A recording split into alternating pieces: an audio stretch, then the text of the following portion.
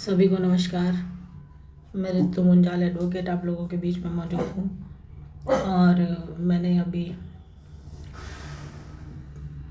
Transport minister के पीए साहब को ये मैसेज व्हाट्सएप किया है। To the transport minister office new Delhi, subject request for meeting with the transport minister regarding retired DTC employees pension and medical benefits. Respected Sir, I Ritu Munjal, advocate representing approximately 3,000 retired employees of Delhi Transport Corporation. On behalf of my clients, I respectfully request a meeting with Honorable Transport Minister to discuss pressing issues concerning their pension disbursement and cashless medical scheme. We would be grateful to if you could kindly inform us of suitable date and time for this meeting at your earliest convenience. Thank you for your attention to this matter. Actually आज हमारे प्रेम uncle जी मिलने गए थे transport minister से।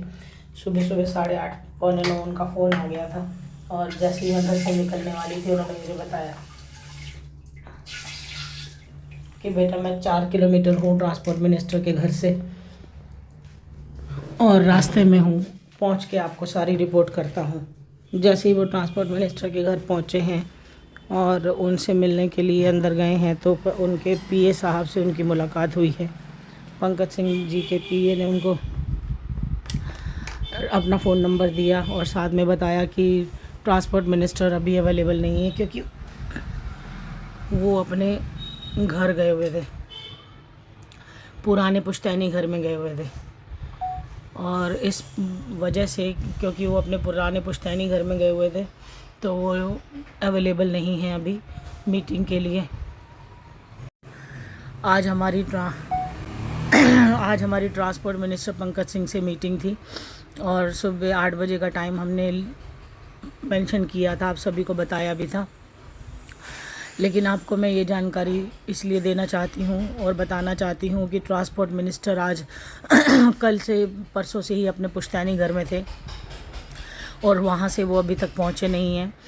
और transport minister से हमारे जो मिलने के लिए गए थे कर्मचारी, उनमें से प्रेम अंकल जी ने उनके पीए का नंबर लेके मुझे व्हाट्सएप किया है और पीए को मैंने मीटिंग के लिए दोबारा लेटर लिख दिया है। वो ट्रांसपोर्ट मिनिस्टर का पता चला कि वो अभी 3-4 घंटे में आएंगे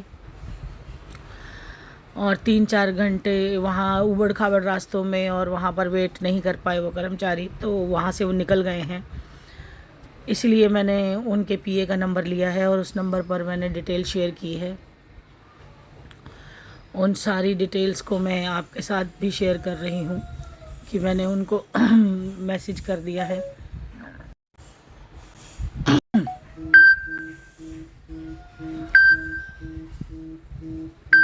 ये कॉल बीच में आएंगे, नाक में दम करके रखें, बात नहीं करने देंगे।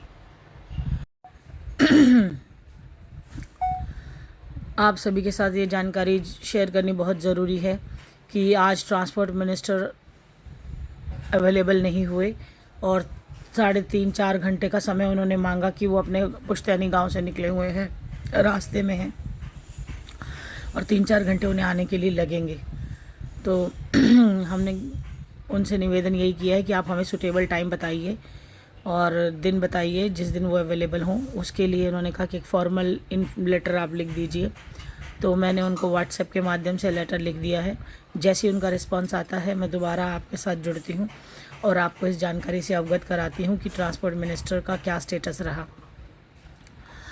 क्योंकि अभी जो कर्मचारी मिलने के लिए गए उनको सिर्फ पीए साहब ने अपना नंबर दिया और बड़े रिस्पेक्टफुल तरीके से उन्होंने कहा कि आप चाहें तो 4-5 घंटे का इंतज़ार करें, पर वो सही नहीं रहेगा, आप मेरा नंबर ले जाएं और मुझे अपनी डिटेल शेयर कर दें ताकि मैं आपको टाइम दे पाऊँ और बता पाऊँ।